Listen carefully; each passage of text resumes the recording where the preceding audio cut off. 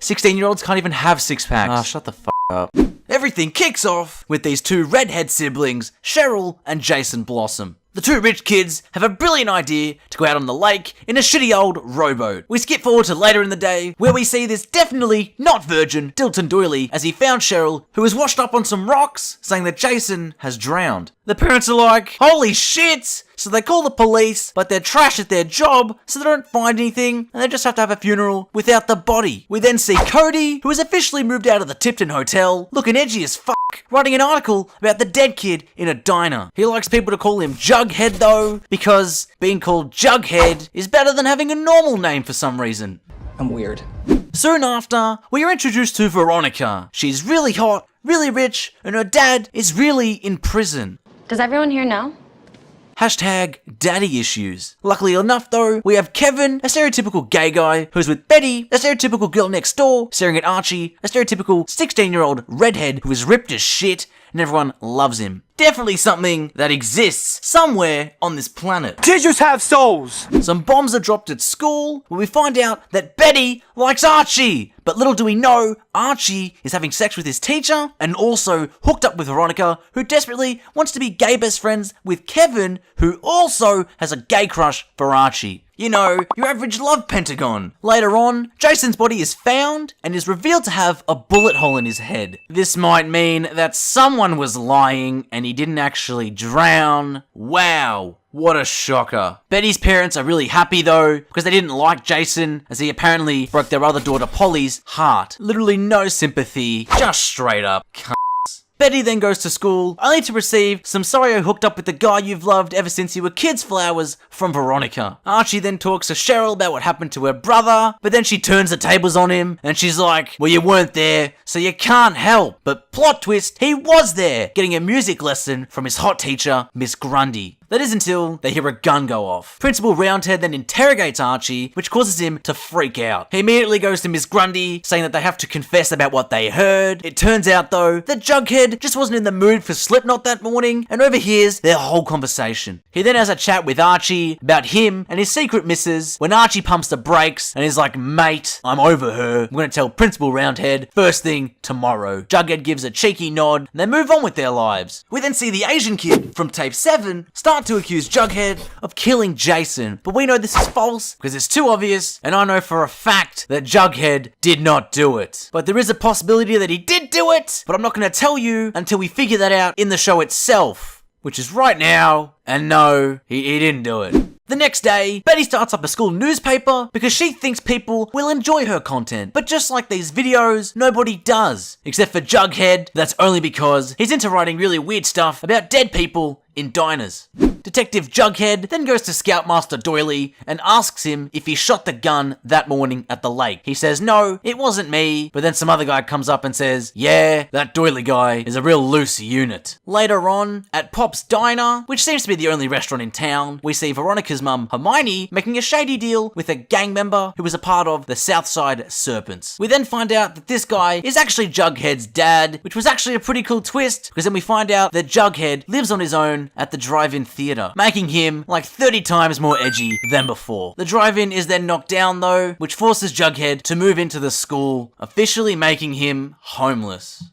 Kevin, Betty, and Jughead then create their own red string board at the newspaper HQ. Some might consider making a murder investigation board in a more discreet location, but it's television, so for plot reasons, no one else is going to enter this room for a long time. Archie then finds Jughead living in the school and offers to let him stay at his place for a while. Archie's dad, Fred, says, yeah, no problem, but also, I'm f***ing your other mate's mum, Hermione. Veronica then gets a bit pissed off because, you know, she has a dad in prison and her mum is cheating on him with this loser, but still, mad props to Fred. It is also important to add that since Jughead and Betty have started their investigation, they've sparked a little romance and have started dating. The two lovebirds then pull some Scooby-Doo shit and find the place where Polly is staying. Turns out that Polly is pregnant with Jason's child, that they also had a plan to meet on the other side of the river. This is where they'd stashed a car, were going to run away together and raise their family, like in a fairy tale.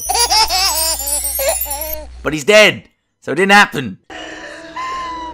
He fucking got sucked in, mate. She then gets a little mad and escapes which leads to the whole town looking for her. This is until it's revealed that Betty had her hidden in the bloody basement. Come on, that's like the oldest trick in the book. That's your standard. Get pregnant with a rich kid who dies shortly after, so you get sent away to a Catholic prison where your sister finds you, then you escape back into your own basement. It's mystery solving 101. What is definitely not a mystery though, is whether or not Cheryl's parents are cunts. They 100% are, as they talk shit about Veronica's dad, who is in prison, as they're eating dinner with Veronica. Like, why? Why would you do that? It's like the worst thing you could do. Ah, these motherfucking shit cunts, I just fucking piss me off, man. Alright. Let's keep going. The parents also don't want Cheryl saying anything at Jason's funeral, but Veronica talks her into it, and she does it anyway. Archie also attends the funeral, but the Blossom family gets really weird, and they start treating him like their son, and he's just like, what the fuck is happening? While that whole schmozzle is going on, Jughead and Betty go upstairs, where they find Grandma Blossom, who mistakes Betty for Polly because old people are old, and they just can't see very well. She then tells them that she was looking forward to Jason and Polly's wedding, which is kinda hard, because he's dead. But she also says that she gave him her engagement ring, which was missing from his body. This poses the question of, who's got the ring? Stick around and find out soon. Or you could just Google it, I don't care.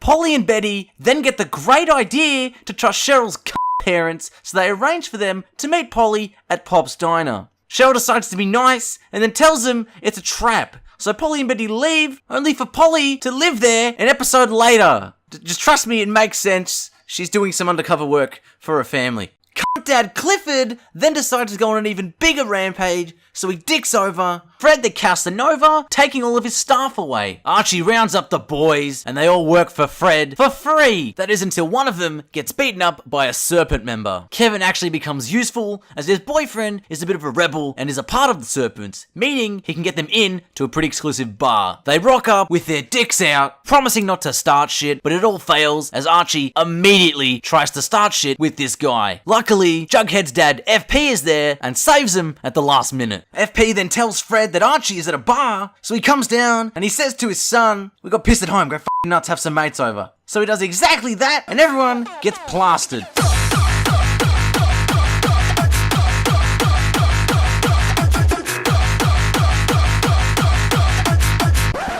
Oh yeah, and I forgot to mention Veronica and Archie kind of get down, but it's a secret, so don't tell anyone. Archie's dad then comes home with his mum, and this guy, I swear, just can't keep his dick in his pants. Some festival comes up, so they choose Archie to successfully complete a tree-pissing ceremony with Cheryl, which leads to the Blossoms still secretly believing he is somehow a replacement for their kid. Cheryl gets really turned on at the fact that Archie's resemblance is so strong to her brother. It hints a little bit of incest within the Blossom family. Archie is like, no, this is weird, I'm just gonna go. Cheryl and Polly then find Jason's engagement ring while looking at Clifford Blossom's wig collection? What? This makes him a prime suspect because, like we saw before, Jason was the last person that had received the ring from his nan. And on top of that, you never trust someone with a wig. Archie then just decides that now is the time to reveal that he heard Cheryl's dad admit to putting Veronica's dad in prison. Where was that info 4 minutes ago, Arch? Like, why? Why now? FP has a quick shave to trick his kids into thinking that he's employed, but it all blows up in his face when he gets arrested for murder almost straight away. While being interrogated, however, he pleads guilty for some unknown reason, but I'm sure we'll find that out later. Polly finally decides to come home with Betty after doing some recon work at the Blossom household. All of the kids then go to a Blossom maple farm to find Jason's varsity jacket. Archie doesn't feel weird putting on a dead kid's jacket, so he gives it a test run, finding a USB drive within the lining. The footage on the USB is of Jason being murdered. It shows his own father shooting him in the head. He did this to protect himself because Jason found out about the Blossom's secret drug running business and planned to tell everyone. We then find out that Clifford told FP if he didn't take the blame, then he would kill Jughead as well. Clifford then cops it for being a cunt all season, so then Cheryl is like, fuck this, I'm tired of all the men in my family dying. She then tries to drown herself, but Archie's like, hold my beer, I'm gonna punch through this fucking ice. Which results in him saving Cheryl. Jughead decides to stop scabbing off Archie, so he scabs off some foster parents instead. He goes to a new school where he fits in more, and also gets invited into the Serpents in honor of his father. Veronica and Archie officially get down and everything is great again. That is until the very last scene where everyone's favorite character, Fred, the smashing legend Casanova, is shot in the diner. And that is basically season 1 of Riverdale. Hey, what you guys think of the video? If you liked it, you should click the like button and also subscribe for more great summaries like these. Put down in the comments on what you want us to do next. We just might do it. It just might make your dreams come true.